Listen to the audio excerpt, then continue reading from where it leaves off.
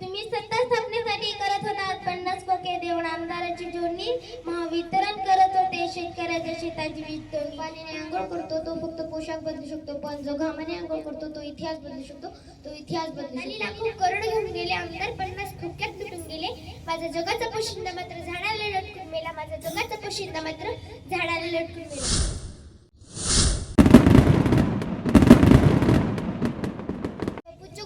आणि माझ्या मित्रमैत्रिणींनो सर्वांना माझा नमस्कार माझे नाव ईश्वरी जाधव मी इयत्ता 5वीत शिकते मी आज तुम्हाला शेतकरी संपावर गेला या विषयावर थोडीशी माहिती व एक सुंदरसं गीत ऐकवणार आहे तर तुम्ही शांतचित्र ऐकावे अंदाली लाखो करोड घेऊन गेले आमदार 50 खोक्यात लुटून गेले अंदाली लाखो करोड घेऊन गेले आमदार 50 खोक्यात लुटून गेले माझा जगाचा पोशिंदा मात्र झाडाला लटकून मेला माझा जगाचा पोशिंदा मात्र झाडाला लटकून मेला सरकाराकडे मदतीच्या अनेक घोषणा केल्या जातात त्या मिळतातही असे नाही कधी कधी शेतकऱ्याला कर्जाच्या ओझ्यामुळे आत्महत्येसारख्या टोकाचा निर्णय घ्यावा लागतो ही एक शोकक्रांतिका आहे पाऊस पडेल की नाही पीक चांगले येईल की नाही कर्ज फिटेल की नाही याची चिंता शेतकऱ्याला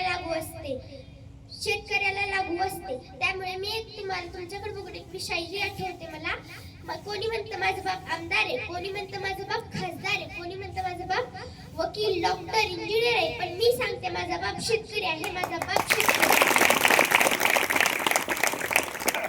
जमिनीशी जुगार खेळायला धाडस फक्त शेतकऱ्यातच असते आता मी तुम्हाला मी गीत ऐकवते तुम्हाला देवा काळजी रे माझ्या देवा काळजी रे ओ होणार होताना जाणारा जाताना मागे तू फिरू नको उगाच सांगून खऱ्याची संगत तू खोट्याची धरू नको होणारा होताना जाणारा जाताना मागे तू फिरू नको उगाच सांगून खऱ्याची संगत तू खोट्याची धरू नको तुझ्या हाती आहे डाव सारा सार गजर काळजी रे देवा काळजी रे माझ्या देवा काळजी रे देवा काळजी रे माझ्या देवा काळजी रे सोबती रे तू तुलाच अन तुला तुझीच साथ शोधुनी तुझी तू वाट चाल एकला होऊ दे जरा उशीर सोडतोस का रे धीर रात संपता पहाट होई रे पुन्हा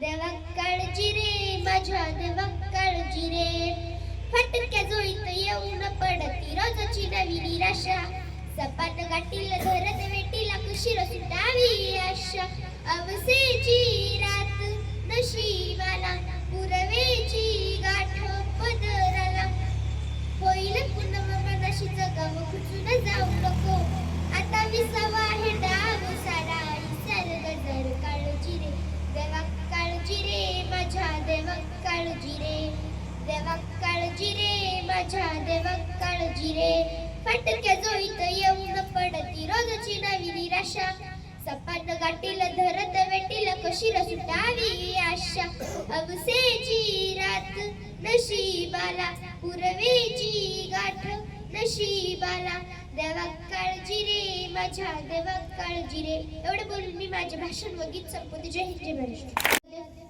आदरणीय व्यासपीठ अध्यक्ष महोदय पूज्य गुरुजन वर्ग व येथे उपस्थित झालेल्या माझ्या मित्रमैत्रिणी आज मी तुम्हाला शेतकरी संपावर गेला या विषयावर बोलणार आहे ते तुम्ही शांतचित्तेने ऐकून घ्यावे अशी माझी नम्र विनंती जो पाण्याने आंघोळ करतो तो फक्त पोशाख बदलू शकतो पण जो घामाने आंघोळ करतो तो इतिहास बदलू शकतो तो इतिहास बदलू शकतो कांदा मुळा भाजी अवघी भाजी असं म्हणणारा शेतकरी संपावर गेला तर राज्यात अन्नाचा पुरवठा फार कमी पडेल माणसाला सर्व लागणाऱ्या मूलभूत गरजा ह्या शेतकरी राजावर चालतात शेतकऱ्याच्या शेतीतून पिकणाऱ्या सर्व अन्नधान्याच्या मूलभूत गरजा भागतात शेतकरी राजामुळेच अन्नधान्याची बाहेर देशात आयात निर्यात होते शेतकरी राजाच्या शेतीतून पिकणारे सर्व अन्नधान्य हे बाहेर देशात सुद्धा पुरवले जाते अशा या शेतकरी राजामुळे कित्येक तरी गोरगरिबांची चूल पेटते शेतकरी राजा जर संपावर गेला तर कित्येक लोकांना काम मिळाले नसते अशा या शेतकरी राजामुळे कित्येक तरी लोक उपाशी पडतील त्याच्या काबड कष्टामुळे मला एक गीत आठवले ते गीत मी तुमच्यासमोर सादर करते काळ्या मातीत मातीत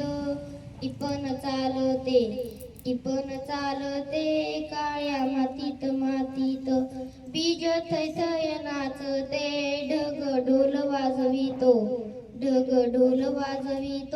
काळ्या मातीत सारा शिवार चालतो नंदी बैलाच्या जोडीला, संग तारावती दाणे ओटी बांधून पोटाला, सरीवर सरी येती माती नाहाती धुती होते, माती नाहाती धुती होते, कस्तुरीच्या सुवासानं भूल जीवाला पडते, वाट राघूची पाहते काळ्या मातीत मातीत. असा हा माझा कष्टम शेतकरी राजा आहे. म्हणूनच आज भारत देशाला कृषीप्रधान देश असे म्हणून ओळखले जाते. जाता जाता एवढेच म्हणते, शेतकरी गरज आहे त्या शेतकऱ्याची पाठीशी उभी राहण्याची, गरज आहे त्या शेतकऱ्याची पाठीशी उभी राहण्याची. शेतकरी सुखी तर देश सुखी, शेतकरी समृद्ध तर देश समृद्ध. धन्यवाद.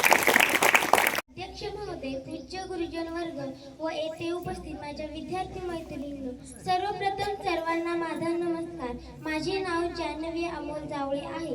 मी इयत्ता 6वी वर्गात शिकते. माझ्या भाषणाचा विषय आहे शेतकरी संपावर गेला तर.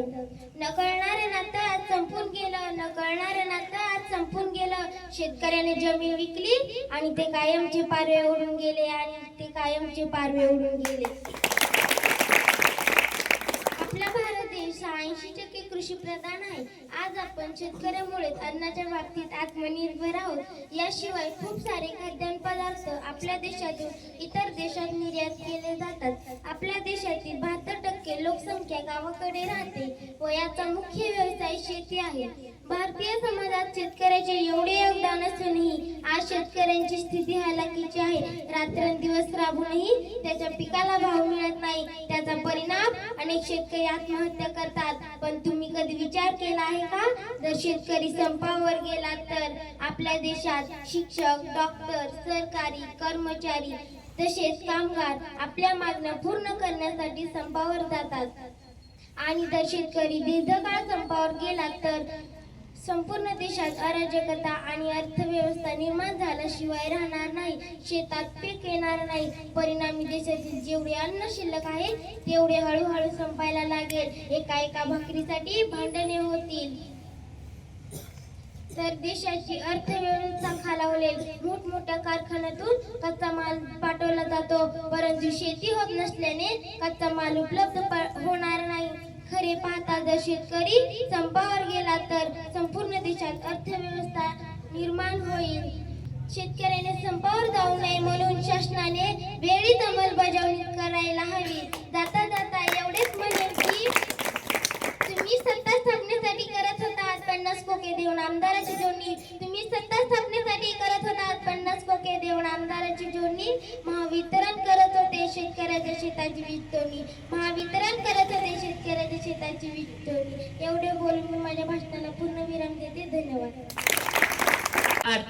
बघा, जान्हवीने खरोखरच विषय एकदम सार्थपणे मांडण्याचा प्रयत्न केलेला आहे. अगदी शेतातलं आपलं जे पारंपरिक पीक आहे त्या पारंपरिक पिकापासून कारखानदारीसाठी लागणारा कच्चा माल तिथपर्यंत त्यांनी शेतकऱ्याला नेऊन पोहोचवलेला आहे.